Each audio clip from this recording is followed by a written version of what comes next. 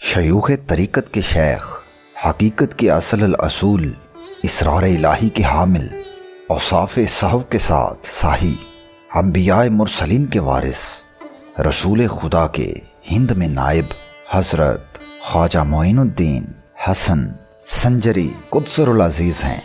آئیے آپ کی سوان حیات پر نظر ڈالتے ہیں۔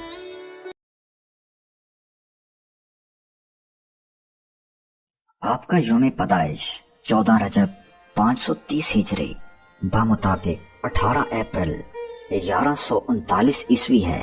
آپ کی جائے پیدائش ایران کا علاقہ سیستان کا ایک گاؤں سنجر ہے، جس کی وجہ سے آپ کو سنجری کہا جاتا ہے۔ آپ نجیب الطرفین سید ہیں، یعنی والد اور والدہ حسنی حسینی پشت میں سے ہیں۔ والدہ کی طرف سے آپ حسنی اور والد گرامی سید غیاث الدین حسینی سید تھے۔ 8ویں پشت میں آپ امام موسیٰ کاظم سے جا ملتے ہیں۔ یہ آپ کا نسب ہے۔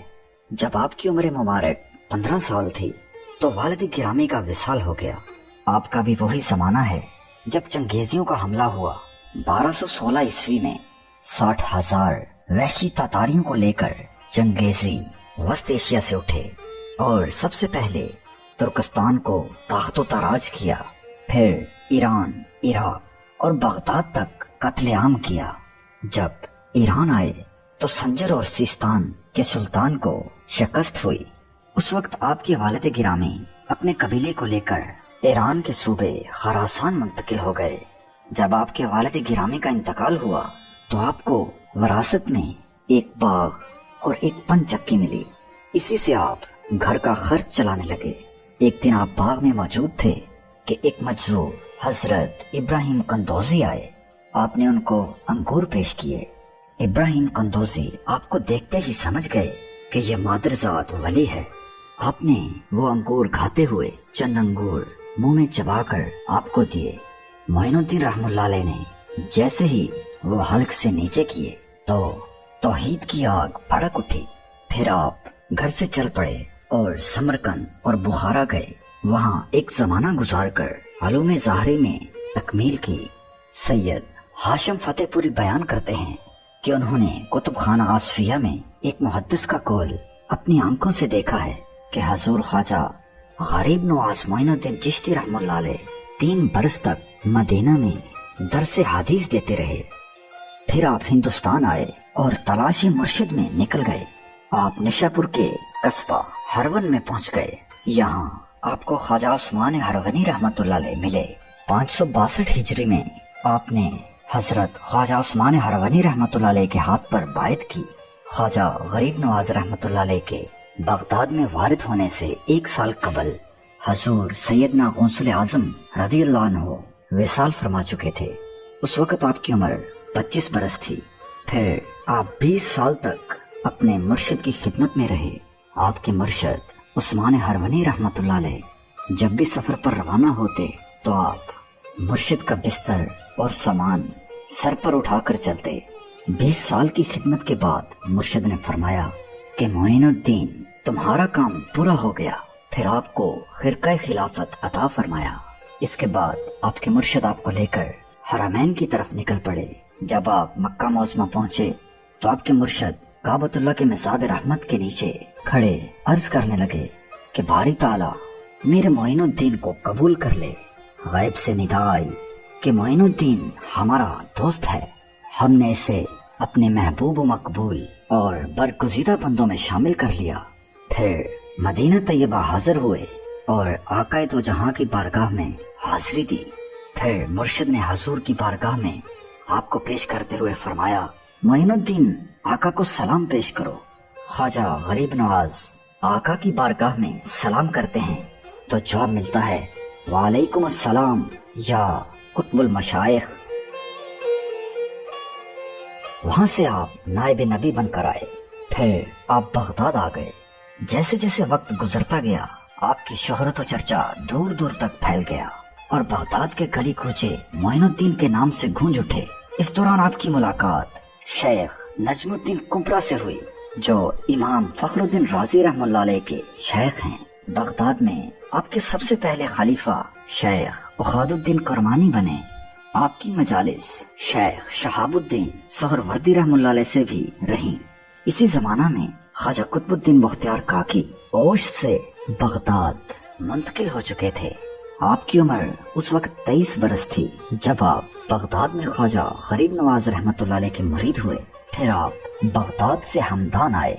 उस दौरान गरीब नवाज रहमतुल्लाह अलैह के शेख उस्मान हरवनी रहमतुल्लाह अलैह को मुरीद से मुलाकात करने का इश्तियाक हुआ तो आप गरीब नवाज रहमतुल्लाह अलैह की तलाश करते करते ऐसे मकाम पर पहुंच गए जहां एक बहुत बड़ा आतिश कदा था। आपके साथ आपका एक खादम फखरुद्दीन भी था। आपने इसको भेजा कि जाओ उस आतिश कदे से आग लेकर आओ ताकि रोटी तैयार की जा सके। खादम वहां पहुंचा, आटा खरीदा और आग के वास्ते उस आतिश कदा में आया। जब आग तलब की, उन आतिश परस्तों ने आपके खादिम को आग देने से इनकार कर दिया। खादिम ने वापस आकर सूरत हाल शेख से बयान की। शेख वहां से उठे और आतिश कदा की तरफ मतवज्जा हुए। जब नजदीक पहुंचे देखा कि एक पीर लकड़ी के तख्त पर आतिश कदा की तरफ मतवज्जा बैठा है और एक 7 बरस का बच्चा इसकी गोद में है। उस आदमी का नाम मुख्तियार था। आपने उस आदमी से पूछा कि तुम इस आग की पूजा क्यों करते हो, उस खुदा को क्यों नहीं पूजते जिसकी बनाई हुई ये आग है। उसने जवाब दिया कि हमारे दीन में आग का वजूद बड़ा है, हम इसे क्यों न पूजें। शेख ने फरमाया, तूने इसे सिद्के दिल से पूजा है, क्या तू ऐसा कर सकता है कि हाथ पांव इसमें डाल दे और वो ना जलें। उसने जवाब दिया कि इसका काम और खासियत जलाने की है, किसको इतनी ताकत है कि इसके नजदीक जाए। इसका जवाब सुनकर हजरत शेख ने उसकी गोद में से बच्चे को उठाकर आग की तरफ दौड़े। तमाम लोग ये मंजर देख रहे थे। आपने बिस्मिल्लाहिर्रहमानिर्रहीम कहा, फिर कुलना या नारुकोनी बरदम व सलामुन अला इब्राहिम पढ़ा और तेज आतिशकदा की आग में कदम रखा।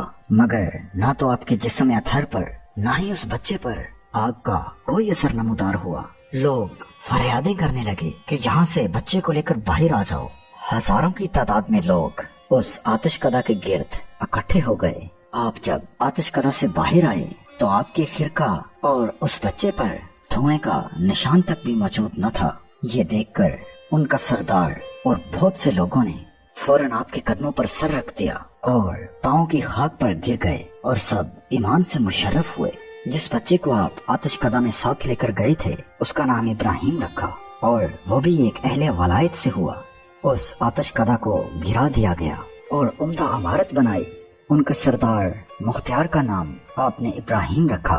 मकबरा शेख अब्दुल्ला और शेख इब्राहिम वहीं पर है। इसके बाद ख्वाजा गरीब नवाज तब्रेज से होते हुए अस्फहान आए। यहाँ शेख महमूद अस्फहान से मुलाकात की। फिर खरकान आए और 2 साल तक हजरत ख्वाजा अबुल हसन खरकानी रहमतुल्लाह अलैह के मज़ार पर कयाम किया। वहाँ से फैज हासिल किया। फिर वहाँ से हरात आए और अल्लाह की जमीन पर फैज बांटा। इसके बाद बल्ख और सब्जवार आए। बल्ख अफगानिस्तान में आपने हजरत शेख हमीदुद्दीन खिजरोया की खानकाह में कयाम फरमाया। हजरत अहमद खिजरोया हजरत हातम असम रहमतुल्लाह अलैह के खलीफा थे। इसके बाद आपकी मुलाकात मौलाना ज़ियाउद्दीन बल्खी से हुई जो एक फलसफी थे। वो मशाइख कराम को अच्छा नहीं समझते थे। जब आपको शर्मसार करने के इरादे से वो आगे बढ़े तो आपकी निगाह उन पर पड़ते ही तमाम फलसफा जाता रहा और कुछ याद न रहा। फिर आपने दूसरी निगाह फरमाई तो अल्लाह का खास कर्म हो गया। इसके बाद आप गजनी तशरीफ ले आए। यहाँ शम्सुल आरिफीन अब्दुल वहाद रहमतुल्लाह अलैह से मुलाकात हुई और उनके यहाँ मेहमान रहे। फिर आप वहाँ से लाहौर तशरीफ लाए और हजरत दादा गंज बख्श अली हजवेरी रहमतुल्लाह अलैह के मज़ार पर चिल्ला कश हुए। फिर दिल्ली से आप 40 दरवेशों की जमात के साथ अजमेर पहुँच गए। दिल्ली से अजमेर के इस सफर के दौरान आपने 700 खानदानों को मुशर्रफ बाइस्लाम किया। अजमेर पहुंचकर आपने एक बहुत बड़े दरख्त के नीचे कयाम फरमाया। ये दरख्त उस वक्त के राजे के ऊंटों के बैठने की जगह थी। उस राजे के दरबारियों ने बड़े गुस्ताखाना लहजे में आपको आकर वहां से उठने का कहा। आप वहां से उठे और दरवेशों को फरमाया चलो यहाँ से। फिर राजे के दरबारियों को फरमाया हम चलते हैं। और तुम्हारे राजे के ऊंट बैठे ही रहेंगे। अगली सुबह तुलू हुई, दरबारी आए, मगर एड़ी चोटी का जोर लगाकर वो ऊंटों को उठाने में कामयाब न हो सके। फिर उन्होंने आकर गरीब नवाज रहमतुल्लाह अलैह से माफी मांगी। आपने फरमाया, जाओ, तुम्हारे ऊंट उठ गए। जब उन्होंने जाकर देखा तो ऊंट खड़े हो चुके थे। ये अजमेर में आपकी सबसे पहली करामत थी। इसकी शोहरत दूर दूर तक हो गई। अजमेर में मौजूद एक झील अना सागर में आप वजू फरमाया करते थे। उस झील के इर्द गिर्द मंदिर थे। मंदिर वाले आपको रोकने लगे। फिर बिलाखिर उन्होंने कहा कि इसको इस जगह से उठा दिया जाए। वो बड़े गुस्से में आपके पास आए और आपको रोका। आपने अपने एक मुरीद को फरमाया, जाओ, झील से लोटा भर कर ले आओ।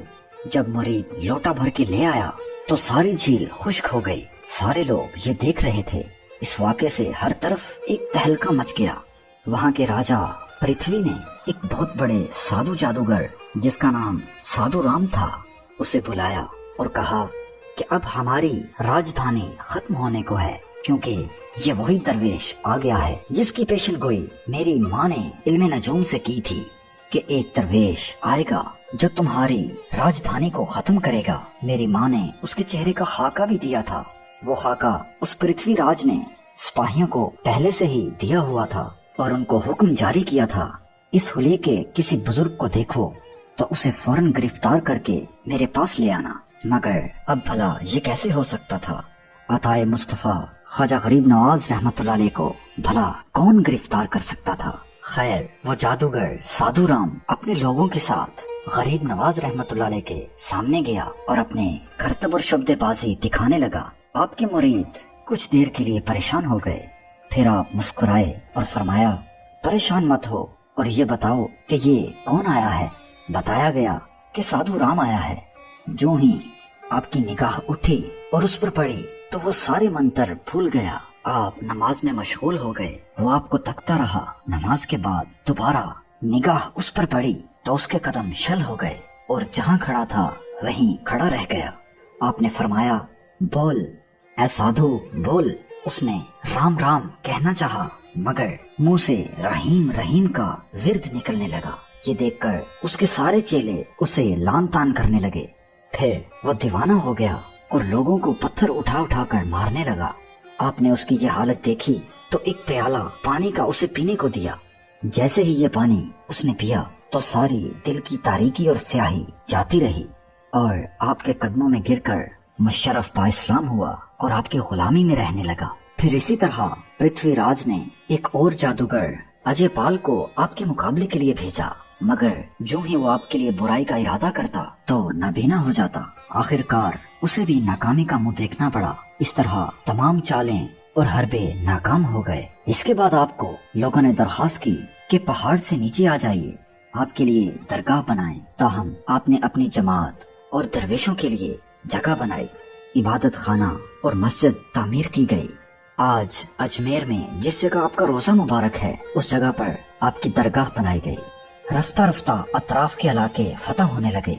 लोग जोग दर जोग आपके पास आते और इस्लाम कबूल करते। इस तरह हिंद की फतह शुरू हो गई। आपकी निगाह जिधर पड़ जाती फासिक मुत्तकी बन जाता, मुनकर मोमिन बन जाता। इस तरह जब हर तरफ आपका असर फैलता चला गया तो फिर आपने लोगों को भेजा कि अब राजा पृथ्वी को दावत इस्लाम दो। उसने आपकी दावत रद्द कर दी और गुस्से में आ गया और जो लोग दावत इस्लाम लेकर गए थे उनको बहुत मारा। आपके भेजे हुए मुरीदैन वापस आए और कहा कि उसने बहुत जुल्म किया है। ये सुनकर आप जलाल में आ गए और फरमाया, राजा पथोरा, हमने तुम्हें जिंदा गिरफ्तार कर लिया और लश्कर इस्लाम के सपुर्द कर दिया।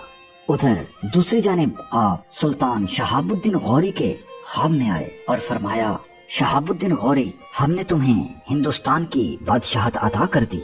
तब शहाबुद्दीन गौरी सबसे पहले अजमेर पर अपनी फौज के साथ हमला आवर हुआ और राजा पृथ्वी को शिकस्त हुई। उसे जिंदा कैद कर लिया गया।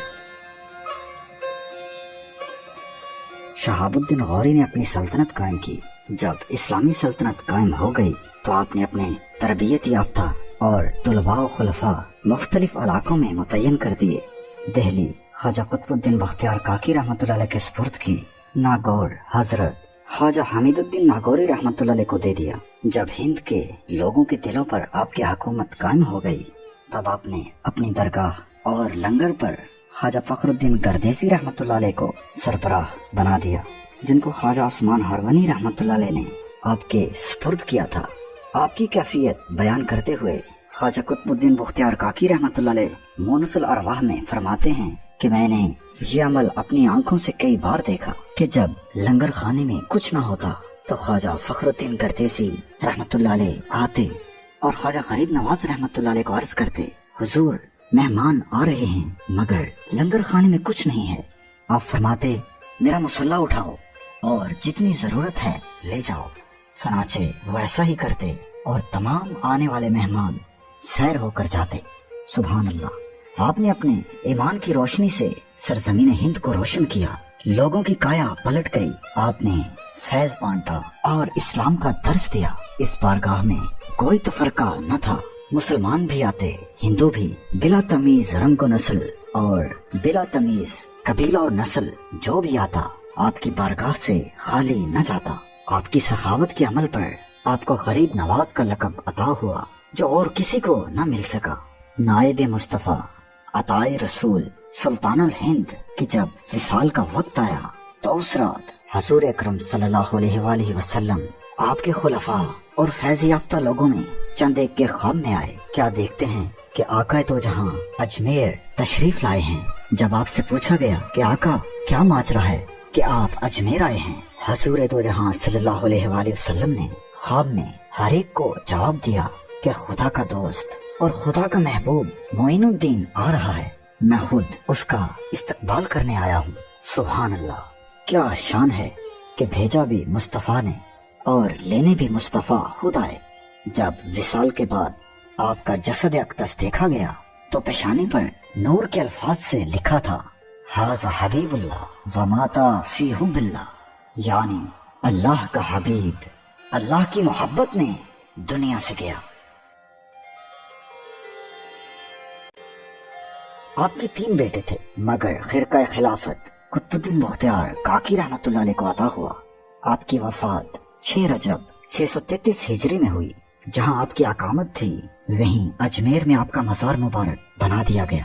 سب سے پہلے آپ کے مزار کی عمارت خواجہ حسین ناگوری نے بنوائی، اس کے بعد دروازہ اور خانقاہ مندر کے کسی بادشاہ نے تعمیر کروائے۔